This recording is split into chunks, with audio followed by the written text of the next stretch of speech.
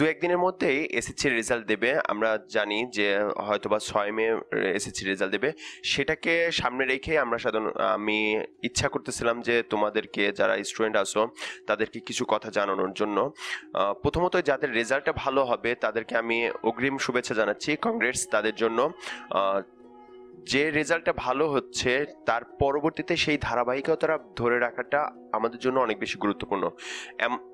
অনেক কিছু অনেক রেকর্ড আছে যে এসএসসিতে খুব ভালো রেজাল্ট করছে, গোল্ডেন এ প্লাস পাইছে, কিন্তু ইন্টারে গিয়ে সেই ধারাটাকে আর ধরে রাখতে পারেনি। ইনফ্যাক্ট ইউনিভার্সিটি টেস্টে গিয়েও দেখা গেছে সেই ধারাটাকে ধরে রাখতে পারেনি। আবার দেখা গেছে এসএসসিতে গোল্ডেন এ প্লাস পাইছে, ইন্টার গোল্ডেন এ প্লাস পেয়েছে, কিন্তু অ্যাডমিশন টেস্টের আগে গিয়ে সেই ধারাটাকে আর ধরে রাখতে পারে না। হয়তোবা এটা সেলফ কনফিডেন্সটা যদি অতি বেশি বেড়ে যায় বা যদি আত্ম উৎফুল্ল হয়ে যায় তাহলে সেক্ষেত্রে এই জিনিসগুলো ঘটে থাকে। সো যারা ভালো রেজাল্ট করবে তাদের জন্য একটা ইচ্ছা বা আমার আকাঙ্ক্ষাটা হবে যে এই ধারাটাকে যেন পর্যায়ক্রমিকভাবে ধরে রাখা হয়, অর্থাৎ ইন্টারও ধরে রাখা বা ইউনিভার্সিটিতেও ধরে রাখতে হবে। খারাপ রেজাল্ট হতেই পারে, এটা নিয়ে কোনো মন খারাপ করার কোনো কারণ নেই। কেননা ব্যাপারটা হচ্ছে যে তুমি যদি মন খারাপ করো বা রেজাল্ট খারাপের জন্য তুমি যদি আপসেট থাকো তাহলে স্বাভাবিকভাবেই সেই রেজাল্টটা আর চেঞ্জ হচ্ছে না। আর এটার জন্য আরেকটা জিনিস তোমাকে চিন্তা করতে হবে যে তোমার এই এসএসসির একটা মাত্র পরীক্ষার রেজাল্টটা খারাপ হয়েছে, তোমার টোটাল লাইফে এখনো ইন্টারটা বাকি আছে, অ্যাডমিশন টেস্টটা বাকি আছে। আমি কিছু অখ্যাত মানুষের কথা বলবো, কেননা আমরা সচরাচর বিখ্যাত মানুষদের কথাগুলো শুনে থাকি, তো যে রবীন্দ্রনাথ ঠাকুরের স্কুল জীবনের কথা, কাজী নজরুল ইসলামের স্কুল জীবনের কথা শুনে থাকি যে তারা পড়াশোনা করেনি তারপরেও তো এত বড় কবি হয়েছেন। তো আমি কিছু অখ্যাত যারা এখনকার আমার এজে তাদের কিছু কথা বলবো, আমার বিশ্বাস তোমাদের জন্য ভালো লাগবে।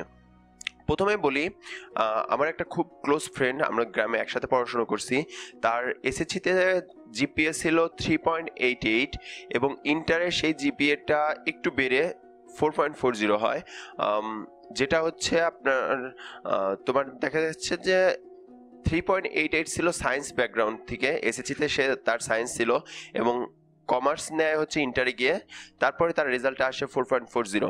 সো আলটিমেটলি তাকে আমরা কোন কাতারে ধরতে পারি, যে একেবারে লোয়ার কোয়ালিটির স্টুডেন্ট যেটা হচ্ছে ইউনিভার্সিটি অ্যাডমিশন টেস্টটা দিতেও পারবে না এরকম ধরা যায়।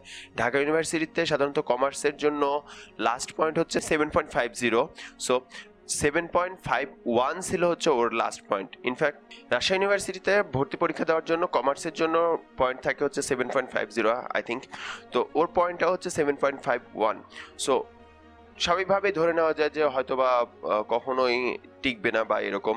প্রথমবার অনেক জায়গাগুলোতে পরীক্ষা দেয় কিন্তু টিকে নাই, এবং আমি ওকে সাজেস্ট করি যে ন্যাশনালে অন্তত ভর্তি হয়ে যা, যে কোনো একটা যে ভর্তি হয়ে যা, তিতুমির কলেজ বা ঢাকা কলেজ যে কোনো জায়গাটাতে ভর্তি হয়ে যা।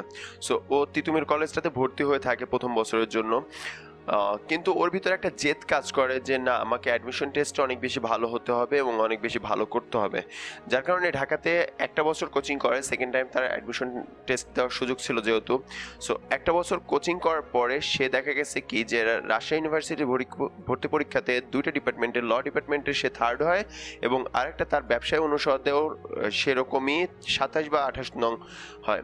সো সে আইন নিয়ে পড়তেছে।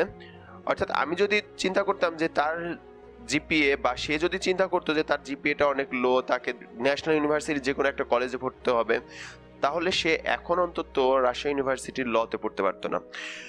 দ্বিতীয়ত হচ্ছে আমার আপন ছোট ভাইয়ের প্রথম দিকে জিপিএ ছিল, অর্থাৎ এসএসসিতে জিপিএ ছিল 4.00 এবং সেও সায়েন্সের থেকে কমার্সে চলে আসে হচ্ছে ইন্টারে এসে কমার্স নিয়ে 4.94 পায়।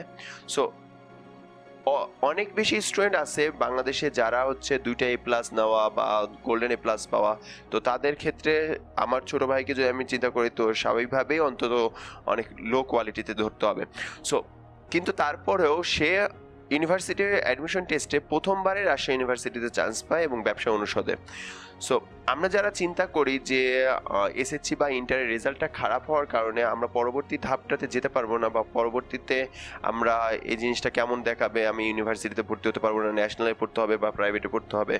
আমার দেখা অনেক স্টুডেন্ট আছে যারা 2টা A+ নিয়েও প্রাইভেট ইউনিভার্সিটিতে পড়তেছে।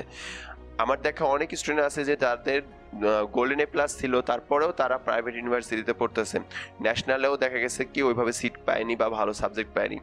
সো এটা জীবনের শেষ না যদি পরীক্ষাতে খারাপ হয়ে থাকে, এটা জাস্ট শুরু।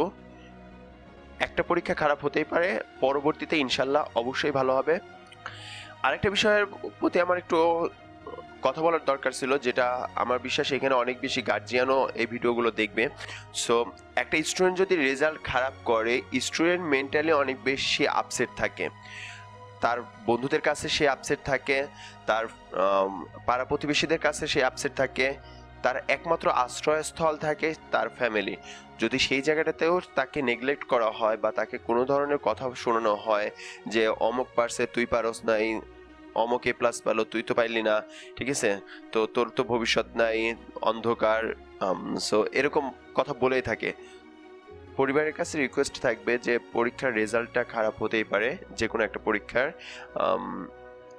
প্লিজ স্টুডেন্টকে, আপনার সন্তানকে অবশ্যই সাজেস্ট করেন যে না পরবর্তীতে ভালো হবে, তুমি এবার যা করেছো তার পরের বার আরেকটু ভালো হবে। সো এটা অনেক বেশি ইফেক্ট ফেলে তার পরবর্তী রেজাল্টের কারণে, পরবর্তী রেজাল্ট করার জন্য।